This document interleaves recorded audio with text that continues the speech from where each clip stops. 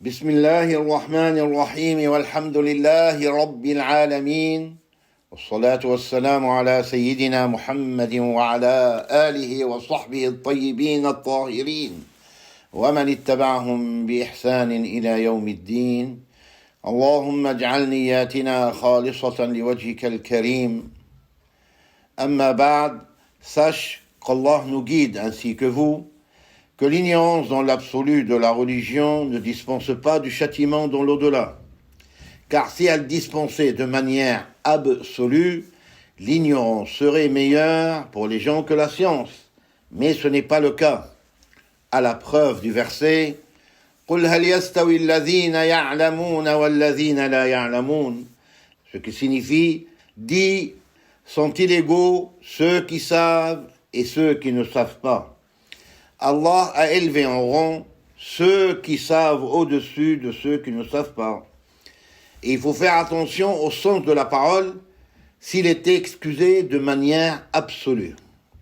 Ce qui veut dire que l'ignorant n'est pas excusé dans tous les sujets de la religion, mais il est excusé dans certains sujets qui ne font pas partie des fondements de l'appel à l'islam. Donc l'ignorant qui nie une chose des fondements de l'appel à l'islam, c'est-à-dire les deux témoignages, il sort de l'islam, comme nier un attribut parmi les attributs qui sont obligatoires pour Allah selon la raison, comme la toute-puissance, la volonté, la science, ou le fait qu'il soit exempt de ressemblance avec la création, comme croire qu'il est dans un endroit ou dans une direction, ou qu'il est assis sur son trône, ou insulter Allah, ou se moquer de lui, et ce qui est semblable à cela, que ce soit sérieusement, en plaisantant, ou sous la colère, alors il devient mécréant et n'est pas excusé par son ignorance. Et de même, celui qui nie le message de notre prophète Muhammad, alayhi salatu wassalam, ou lui attribue ce qui n'est pas digne de lui, comme la fornication, le mensonge, la trahison, ou insulter le prophète, ou dénigrer ce qu'il a dit, ou se moquer d'un de ses comportements. Alors il devient mécréant et n'est pas excusé par son ignorance, quelle que soit l'ampleur de son ignorance, même s'il est nouvellement converti à l'islam depuis un jour ou deux.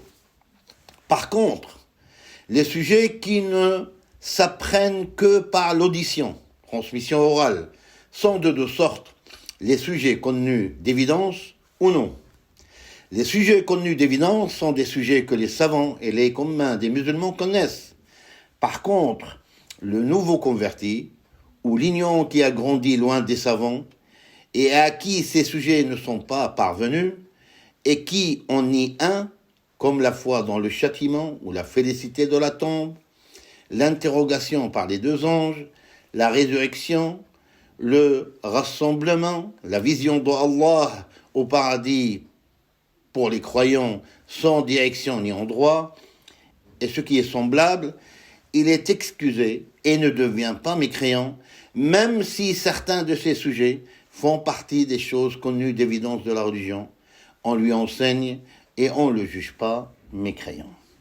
De même, celui qui nie l'obligation de la prière, du jeûne, du pèlerinage, ou ce qui est semblable, ou qui nie une interdiction connue d'évidence dans la religion, comme l'interdiction de l'alcool ou de la fornication par ignorance, soit parce qu'il est nouvellement converti, parce qu'il n'a pas côtoyé les musulmans et n'a jamais entendu avant ou après sa conversion que cela faisait partie de la religion de l'islam. On lui enseigne et on ne le déclare pas mécréant. Il en est de même pour le musulman d'origine qui a grandi dans une région éloignée des musulmans, car ses jugements ne lui sont jamais parvenus.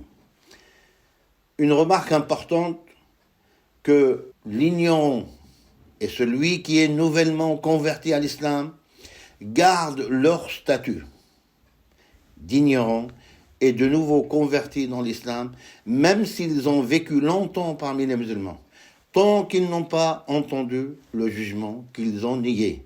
Cependant, ils sont désobéissants pour avoir négligé la recherche du savoir obligatoire.